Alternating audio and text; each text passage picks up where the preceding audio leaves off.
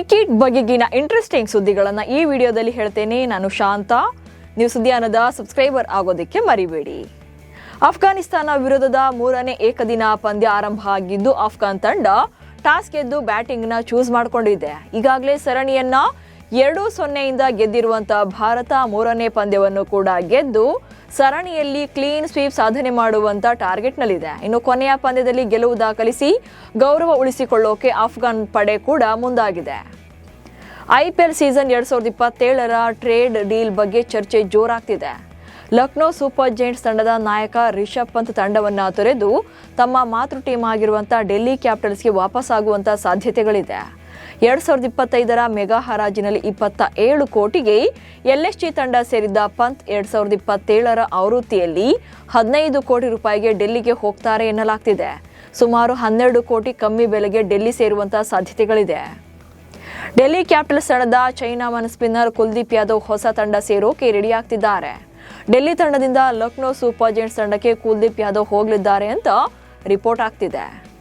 ರಿಷಬ್ ಪಂತ್ ಬದಲಾಗಿ ಕುಲ್ದೀಪ್ ಯಾದವ್ರನ್ನ ಪಡೆಯೋಕೆ ಲಕ್ನೋ ಮ್ಯಾನೇಜ್ಮೆಂಟ್ ರೆಡಿಯಾಗಿದೆ ಎಂದು ವರದಿಯಾಗಿದೆ. ಡೆಲ್ಲಿ ಕ್ಯಾಪಿಟಲ್ಸ್ ತಂಡದಲ್ಲೂ ಕೂಡ ಮಹತ್ವದ ಬದಲಾವಣೆಗಳಾಗುವಂತ ಸುದ್ದಿ ಇದೆ. ಅಕ್ಷರ್ ಪಟೇಲ್ ಬದಲು ಕನ್ನಡಿಗ KL ರಾಹುಲ್ಗೆ ನಾಯಕತ್ವ ನೀಡುವ ಮಾತುಕತೆ ನಡೀತಾ ಇದೆ. ನಾಯಕನಾಗಿ ಈಗಾಗಲೇ ಸಾಕಷ್ಟು ಅನುಭವವನ್ನು ಹೊಂದಿರುವ ರಾಹುಲ್ ಮೇಲೆ ಫ್ರಾಂಚೈಸಿ ವಿಶ್ವಾಸವನ್ನ ವ್ಯಕ್ತಪಡಿಸಬಹುದು ಎನ್ನಲಾಗಿದೆ. ಟೀಮ್ ಇಂಡಿಯಾದ ಮಾಜಿ ಆಟಗಾರ ಯುವರಾಜ್ ಸಿಂಗ್ 2027ರ ಆವೃತ್ತಿಯಲ್ಲಿ ಡೆಲ್ಲಿ ಕ್ಯಾಪಿಟಲ್ಸ್ ತಂಡದ ಬ್ಯಾಟಿಂಗ್ ಕೋಚ್ ಆಗಿ ಸೇರ್ಪಡೆಗೊಳ್ಳುತ್ತಾರೆ ಎಂದು IPL ಮೂಲಗಳು ತಿಳಿಸಿವೆ. 2007ರ T20 ವಿಶ್ವಕಪ್ ಹಾಗೆ 2011ರ ಏಕದಿನ ವಿಶ್ವಕಪ್ ಎರಡರಲ್ಲೂ ಕೂಡ ಭಾರತ ತಂಡದ ಭಾಗವಾಗಿದ್ದ ಯುವಿ ಇತ್ತೀಚಿನ ವರ್ಷಗಳಲ್ಲಿ ಭಾರತ ತಂಡದ ನಾಯಕ ಶುಭ್ಮನ್ ಗಿಲ್ ಹಾಗೆ ಅಭಿಷೇಕ್ ಶರ್ಮಾ ಅವರಿಗೆ ವೈಯಕ್ತಿಕ ಮೆಂಟರ್ ಆಗಿ ಕೆಲಸ ಮಾಡಿದ್ದಾರೆ. ಇಂಗ್ಲೆಂಡ್ ವಿರುದ್ಧದ ಏಕದಿನ ಸರಣಿಯಲ್ಲಿ ಕಿಂಗ್ ಕೊಹ್ಲಿ ಕಾಣಿಸಿಕೊಳ್ಳುವುದು ಕನ್ಫರ್ಮ್ ಆಗಿದೆ. IPL ಫೈನಲ್ ಪಂದ್ಯದ ವೇಳೆ ಸಂಭವಿಸಿದ ಮಂಡಿರಜ್ಜು ಗಾಯದ ಸಮಸ್ಯೆಯ ಕಾರಣದಿಂದಾಗಿ ವಿರಾಟ್ ಕೊಹ್ಲಿ ಅಫ್ಘಾನಿಸ್ತಾನ ವಿರುದ್ಧದ ಸರಣಿಯಿಂದ ಹೊರಗುಳಿದಿದ್ರು. ಅವರ ಬದಲಿಗೆ ಯಶಸ್ವಿ ಜೈಸ್ವಾಲ್ ಅವರನ್ನ ಅಫ್ಘಾನ್ ಸರಣಿಗೆ ಆಯ್ಕೆ ಮಾಡಲಾಗಿತ್ತು. ಇದೀಗ ವಿರಾಟ್ ಕೊಹ್ಲಿ ಗಾಯದಿಂದ ಚೇತರಿಸಿಕೊಳ್ತಾ ಇದ್ದಾರೆ. ಅಲ್ಲದೆ ಮುಂದಿನ ತಿಂಗಳ ಮೊದಲ ವಾರದೊಳಗೆ ಕಂಪ್ಲೀಟ್ ಆಗಿ ಫಿಟ್ನೆಸ್ ಸಾಧಿಸುವಂತ ಸಾಧ್ಯತೆಗಳಿದೆ. ರಾಯಲ್ ಚಾಲೆಂಜರ್ಸ್ ಬೆಂಗಳೂರು ತಂಡದ ಪರ ವಿರಾಟ್ ಕೊಹ್ಲಿ ಅವರು 2030ರವರೆಗೂ ಕೂಡ ಆಡಬಹುದು ಅಂತ ಬೆಂಗಳೂರು ಫ್ರಾಂಚೈಸಿಯ CEO ರಾಜೇಶ್ ಮೆನನ್ ಹೇಳಿದ್ದಾರೆ. RCB ಹಾಗೆ ವಿರಾಟ್ ಕೊಹ್ಲಿ ಒಂದೇ ನಾಣ್ಯದ 2 ಮುಖಗಳು.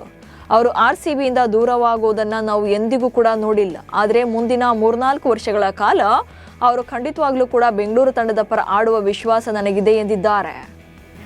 ಟೀಮ್ ಇಂಡಿಯಾದ ಮಾಜಿ ಆಟಗಾರರಾದ ಗೌತಮ್ ಗಂಭೀರ್ ಹಾಗೆ S ಶ್ರೀಶಾಂತ್ ನಡುವಿನ ಹಳೆಯ ಜಗಳ ಮತ್ತೆ ಮುನ್ನೆಲೆಗೆ ಬಂದಿದೆ. 2023ರ IPL ವೇಳೆ ಗೌತಮ್ ಗಂಭೀರ್ ನನ್ನನ್ನ ದೇಶದ್ರೋಹಿ ಎಂದು ನಿಂದಿಸಿದ್ರು. ಈ ನಿಂದನೆ ಅಷ್ಟಕ್ಕೆ ನಿಲ್ಲಲಿಲ್ಲ, ಬದಲಾಗಿ ಫಿಕ್ಸರ್ ಎಂದು ಕರೆದು ಅವಮಾನ ಮಾಡಿದ್ರು ಎಂದು ಶ್ರೀಶಾಂತ್ ಆರೋಪ ಮಾಡಿದ್ದಾರೆ. ಶ್ರೀಲಂಕಾ ಎ ಮತ್ತು ಭಾರತ ಎ ತಂಡಗಳ ನಡುವಿನ ತ್ರಿಕೋನ ಸರಣಿಯ ಫೈನಲ್ ಪಂದ್ಯ ನಾಳೆ ಶ್ರೀಲಂಕಾದ ಡಂಬುಲಾ ಇಂಟರ್ನ್ಯಾಷನಲ್ ಸ್ಟೇಡಿಯಂನಲ್ಲಿ ನಡೆಯಲಿದೆ. ಈ ಪಂದ್ಯದಲ್ಲಿ ವೈಭವ್ ಸೂರ್ಯವಂಶಿ ಮೇಲೆ ಎಲ್ಲರ ಕಣ್ಣಿದೆ. ಯಾಕಂದ್ರೆ ಈ ಹಿಂದಿನ ಪಂದ್ಯದಲ್ಲಿ ಲಂಕಾ ಆಟಗಾರರು ಟ್ರಿಗರ್ ಮಾಡಿದಾಗ ವೈಭವ್ ಸೂರ್ಯವಂಶಿ ಕೂಡ ತಳ್ಳಾಟ ನೂಕಾಟ ಮಾಡಿ ಸ್ವಲ್ಪ ಹೈಡ್ರಾಮಾ ಆಗಿತ್ತು. ಹೀಗಾಗಿ ನಾಳೆ ನಡೆಯುವ ಪಂದ್ಯದಲ್ಲಿ ವೈಭವ್ ಬ್ಯಾಟಿಂಗ್ ಮೂಲಕವೇ ಶ್ರೀಲಂಕಾ ಆಟಗಾರರಿಗೆ ಉತ್ತರ ಕೊಡ್ತಾರ ಅನ್ನೋದನ್ನು ಅಭಿಮಾನಿಗಳು ಕಾಯ್ತಿದ್ದಾರೆ. ಮಹಿಳಾ T20 ವಿಶ್ವಕಪ್ನಲ್ಲಿ ಅದ್ಭುತ ಪ್ರದರ್ಶನ ನೀಡ್ತಾ ಇರುವಂತ ಟೀಮ್ ಇಂಡಿಯಾ ಈಗ ಹರಿಣಗಳನ್ನ ಬೇಟೆಯಾಡೋದಕ್ಕೆ ಸಜ್ಜಾಗಿದೆ.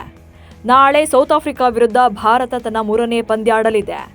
ಈಗಾಗಲೇ 2 ಪಂದ್ಯಗಳನ್ನು ಗೆದ್ದಿರುವಂತಹ ಭಾರತ ಗ್ರೂಪ್ ಎನಲ್ಲಿ ನಂಬರ್ 1 ಪಟ್ಟದಲ್ಲಿದೆ. ಈಗ ಹ್ಯಾಟ್ರಿಕ್ ಗೆಲುವಿನ ಮೂಲಕ T20 ವಿಶ್ವಕಪ್ನಲ್ಲಿ ಅದೇ ಡಾಮಿನೇಷನ್ ಕಂಟಿನ್ಯೂ ಮಾಡುವಂತ ಟಾರ್ಗೆಟ್ನಲ್ಲಿದೆ. ಇವಿಷ್ಟು ಇವತ್ತಿನ ಕ್ರಿಕೆಟ್ ಬಗೆಗಿನ ಸುದ್ದಿಗಳು. ನಮಸ್ಕಾರ.